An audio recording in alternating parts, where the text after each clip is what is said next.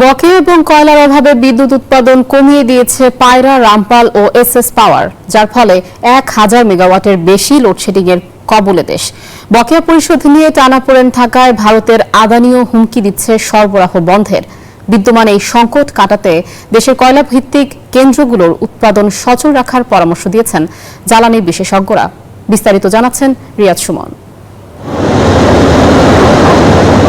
ভারতের ঝাড়খণ্ডে স্থাপিত আদানির বিদ্যুৎ কেন্দ্র থেকে 1600 মেগাওয়াট বিদ্যুৎ আমদানি করে বাংলাদেশ। তবে চাহিদা অনুযায়ী বিল পরিশোধ না করায় বিদ্যুৎ বন্ধের হুমকি দিয়ে আসছে আদানি গ্রুপ।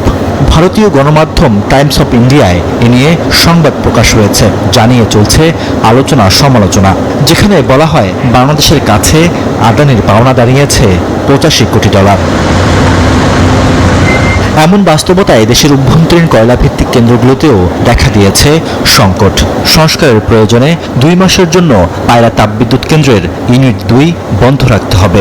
অন্যদিকে কয়লার সংকটে লম্বা সময় ধরে বন্ধ আছে রামপাল বিদ্যুৎ কেন্দ্রের ইউনিট 2। ফলে দুটি কেন্দ্রেই উৎপাদন নেমে এসেছে অর্ধেকে। শুধু তাই নয়, এসএলএম গ্রুপের এসএস পাওয়ার 1-এর কাছে সরকারের বকেয়া পড়েছে 2000 কোটি টাকা, আর পায়রা বিদ্যুৎ কেন্দ্রের কাছে বকেয়া রয়েছে 5800 কোটি টাকা। বকেয়া পরিমাণের কারণে বিদ্যুৎ সরবরাহ নিয়ে চ্যালেঞ্জের সম্মুখীন হচ্ছে প্রতিষ্ঠান দুটি। বকেয়া পরিশোধ না করলে বিদ্যুৎ সরবরাহ বন্ধ করে দেওয়ার যে হুমকি দিয়েছে আদানি, তার সমালোচনা করে এই জ্বালানি বিশেষজ্ঞ বলেন, আলোচনা করে সমস্যার সমাধানে আসতে হবে। আমাদের প্রায় 3টা বড় বড় কোল ফায়ার্ড পাওয়ার প্ল্যান্টই প্রায় বন্ধের অবস্থায় কয়লার অভাবে। সো কয়লার যোগানটা যদি আমরা আগের থেকে ঠিক করে রাখতাম তাহলে কোনো অসুবিধা হতো না। কিন্তু এখন এই অবস্থা, এখন যে পরিস্থিতিতে আছি, এখন যদি আদানি যদি সম্পূর্ণ বন্ধ করে দেয়, আমাদের খুব খারাপ সিচুয়েশন হবে।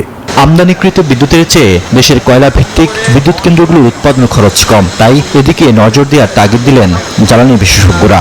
আমাদের দেশে যে কয়লা বিদ্যুৎ কেন্দ্রগুলো আছে সেইগুলোকে যদি অ্যাক্টিভেট করা যায়, যার জন্য কেবলমাত্র প্রয়োজন কয়লা, তাহলে সেই কয়লার যে আপনার অর্থের যোগান, সেটা দিয়ে আমরা এই বিদ্যুৎটা চালাতে পারি। আমাদের এত মেগাওয়াট উৎপাদন ক্ষমতা নিয়ে আমরা বসে আছি, কয়লা আনতে পারতেছি না, টাকা নেই। তো ওর টাকা দিয়ে যে বিদ্যুৎ আনতেছি, সেই টাকাতে আমি কয়লা এনে আমার বিদ্যুৎ উৎপাদন করব।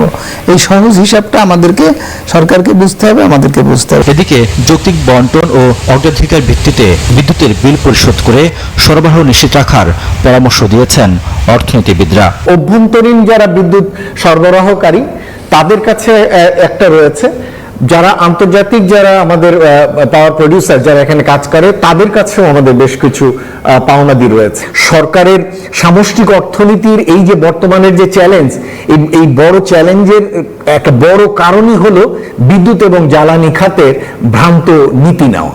বিদ্যুতে যে উচ্চ মূল্য ধরা আছে তা ভোক্তার হাতের নাগালে আনার পরামর্শ দেন বিশেষজ্ঞরা। রিয়াদ সুমন, নিউজ 24, ঢাকা।